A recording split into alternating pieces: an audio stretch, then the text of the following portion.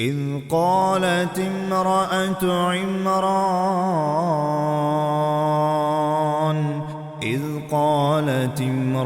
عمران رب إني نذرت لك ما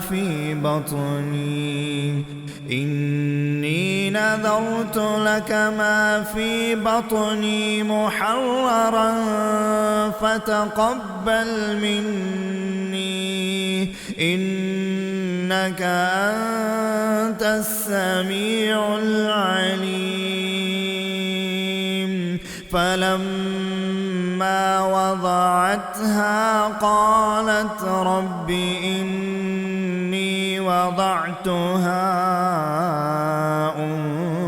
أنثى والله أعلم بما وضعت وليس الذكر كالأنثى وإني سميتها مريم وإني أعيذها بك وذريتها من الشيطان الرجيم. فتقبلها ربها بقبول حسن وأنبتها نباتا حسنا وكفلها زكريا. كلما دخل عليها زكريا المحراب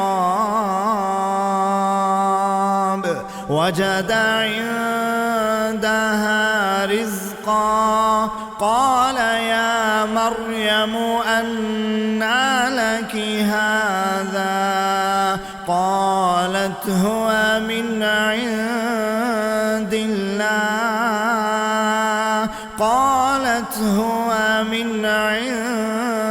الله إن الله يرزق من يشاء بغير حساب.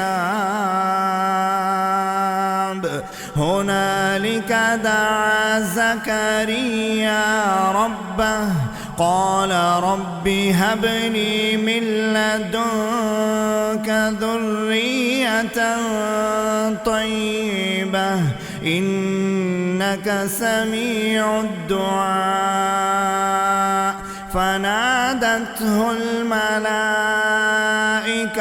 وهو قائم يصلي في المحراب أن الله يبشرك بيحيى مصدقا بكلمة من الله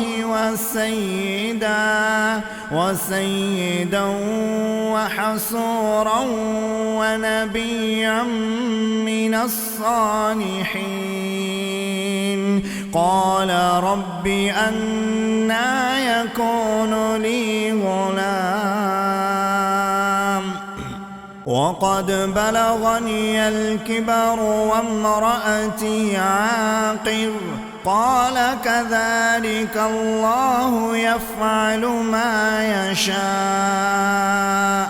قال رب اجعل لي آية قال آيتك ألا تكلم الناس 3 أيام إلا رمزا واذكر ربك كثيرا وسبح بالعشي والإبكار.